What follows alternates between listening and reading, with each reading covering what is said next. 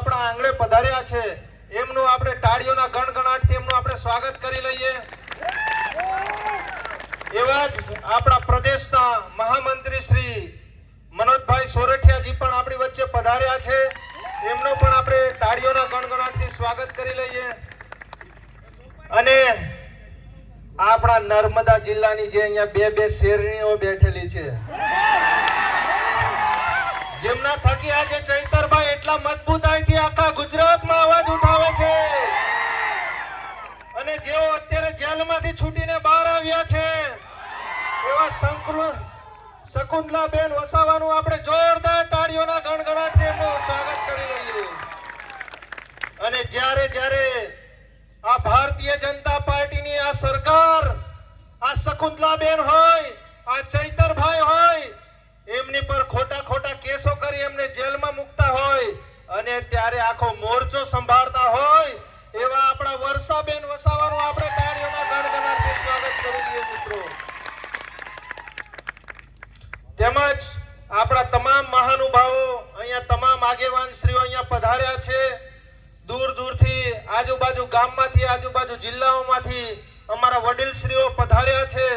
એવા તમામ આગેવાન શ્રીઓ, વડીલોને અમે આમ આદમી પાર્ટી પરિવાર તરફથી આપનો ખૂબ ખૂબ આભાર વ્યક્ત કરીએ છીએ।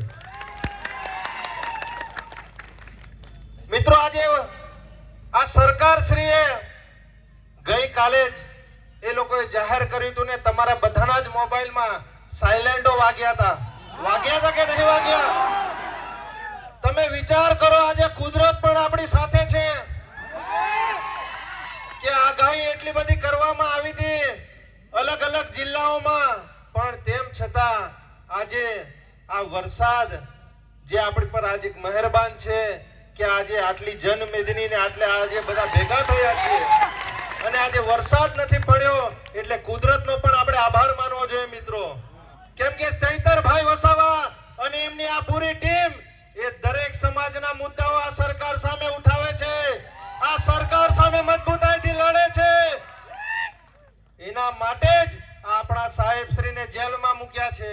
આપણા સાહેબશ્રી છેલ્લા 3 વાર જેલમાં ગયા, એમના ધર્મપત્ની 2 વાર જેલમાં ગયા, પણ તેમ છતાં મિત્રો આજે આ ચૈતરભાઈ અને એમના પરિવારનો આપણે ખૂબ ખૂબ આભાર માનવો જોઈએ કે આજે ઉમરગામથી અંબાજી હોય કે સમગ્ર ગુજરાતમાં આજે ચૈતરભાઈ ભલે જેલમાં છે પણ એમણે ઘરે ઘરે ચૈતરભાઈ પેદા કરી દીધા છે। અને આજે આ આખા ટ્રાઇબલમાં જે આ ઘરે ઘરે ચૈતરભાઈ પેદા કરી દીધા એ જ આ ભારતીય જનતા પાર્ટીને ખૂંચી રહ્યું છે।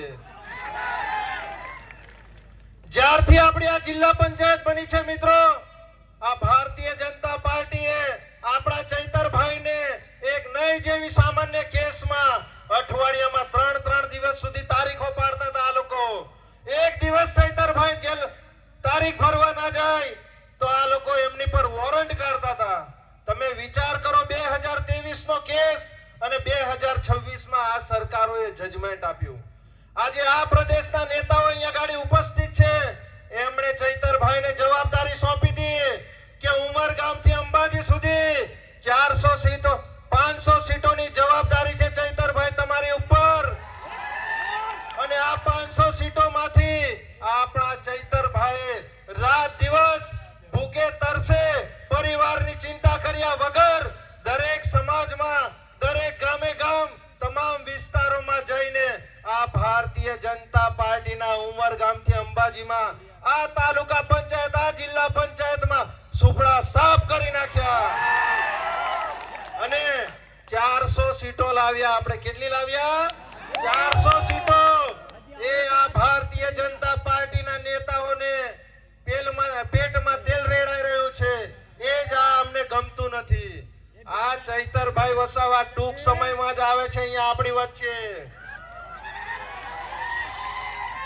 આપણા સાંસદ શ્રી અહીં ગાડી હમણાં બહુ સ્ટેટમેન્ટો આપે છે આડેધડ કે ચૈતરભાઈ શું કામ કર્યું, ચૈતરભાઈ શું કરે છે।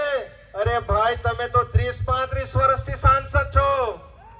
હમણાં આપણા જ આગેવાનોએ કીધું એમ કે જે સાંસદ આજે 30 30-35 વર્ષથી પોતાના ગામનો રસ્તો ના બનાવી શકતો હોય એ શું આપણા લોકોનું ભલું કરવાનો છે? આજે એ સાંસદ આજે દિલ્હીમાં આટલું બધું એ થઈ રહ્યું છે, કેમ ભાઈ તમે એ બાબતે નથી બોલતા? અમારા વિદ્યાર્થીઓ અહીંયા ગાડી ગ્રેજ્યુએટ છે, તમામ લોકો આજે મહેનત મજૂરી કરી રહ્યા છે. તમે એશિયાની ફર્સ્ટ નંબરની જીઆઈડીસી માં તમે સાંસદ છો. અમારા નર્મદા જિલ્લામાંથી તમે કેટલા લોકોને નોકરી પર લગાવ્યા ભાઈ? લગાવ્યા છે કોઈને? આપણા વિસ્તારમાંથી કોઈને પ્રાઇવેટ નોકરીમાં નથી લગાવી શકતા, કોઈને સરકારી નોકરીમાં નથી ભલામણ કરી શકતા. અને રાજ્યમાં મુખ્યમંત્રીને પત્ર લખે, દેશના વડાપ્રધાનને પત્ર લખે, અરે ભાઈ તમારાથી આ તમારો જિલ્લાનો પ્રમુખ તો તમારાથી હચવાતો નથી. આ તમારા જિલ્લા પંચાયત જિલ્લાનો પ્રમુખ એ તમે ધારાસભ્ય, તમે સાંસદ સભ્ય, તમારો આખો ટીમનો આખો બધો કાફલો તમે ગાંધીનગર લઈ જાઓ છો, પણ તમારી પીપોડી તો તઈ વાગતી નથી. અને તમે પાછા આવ્યા છો અમારા ચૈતરભાઈને દબાવવા માટે.